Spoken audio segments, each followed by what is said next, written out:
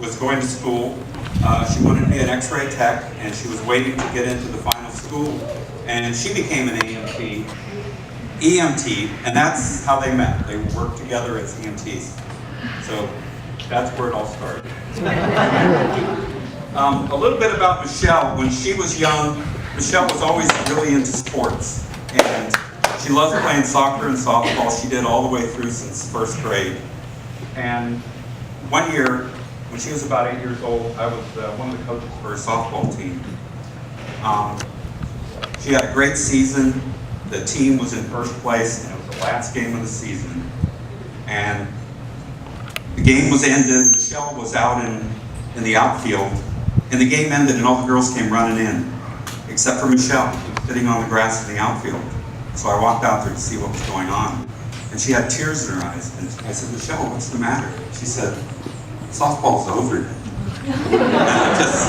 And it broke my heart, but it also made me realize that she loves sports, and one of my passions also is playing softball. So Michelle is, if you know her, she's kind of quiet. She's not real outgoing, but she gets, when she's around people that she knows well, she's very comfortable. But she can also be a little focused and intense at times. And Michelle is, being an athlete, she doesn't like to lose. So about 3 years ago, the two of us got to play on a co-ed team together, which was a lot of fun. And our neighbor Dave got us on the team. It was a co-ed church league team. So the only person we knew on the team was Dave. So the first game of the season, we're in the dugout, and this young high school boy gets up there and he gets a hit. And he runs to first, and he tries to go to second. And he gets thrown out at second by about 10 feet. Michelle jumps up and yells, "Dude, what are you doing?"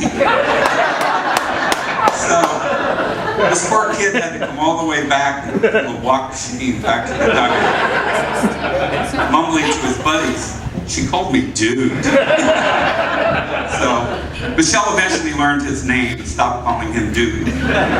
She would yell at him. But that was, it just kind of showed a little bit of the intensity of Michelle, and when she gets focused on things. And I was relaying this story once to a friend of mine who I hadn't seen for several years, but she had known me since I was in college. And I was telling her, how Michelle was kind of quiet and easygoing, but she can be a little intense at times and a little outspoken and blunt. And I said, "I don't know where she gets it." So she looked me straight in the face and she says, "Where do you think she gets it?" So I realized that Michelle is basically me magnified. So she's got that going for her.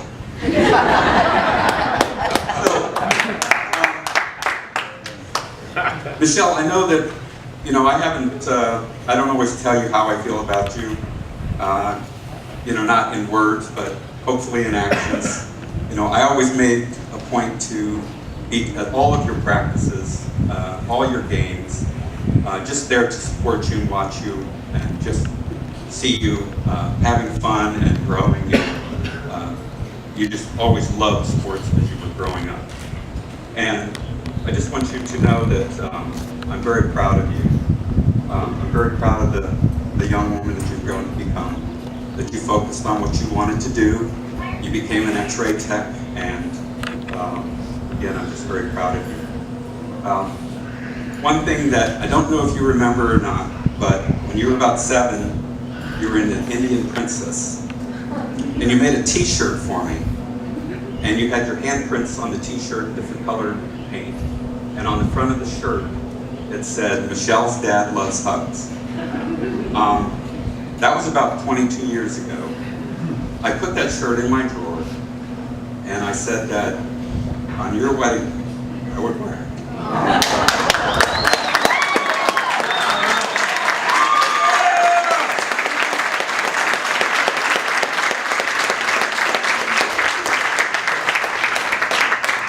I have that on right now. But for another time to say.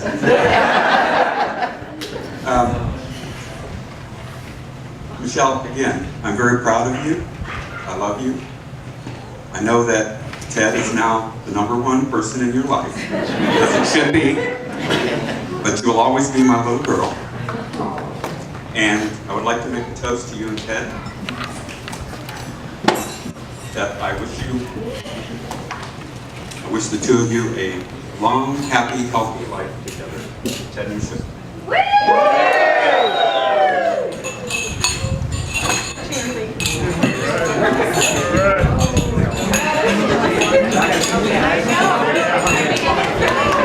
Ladies and gentlemen, round of applause for Mrs.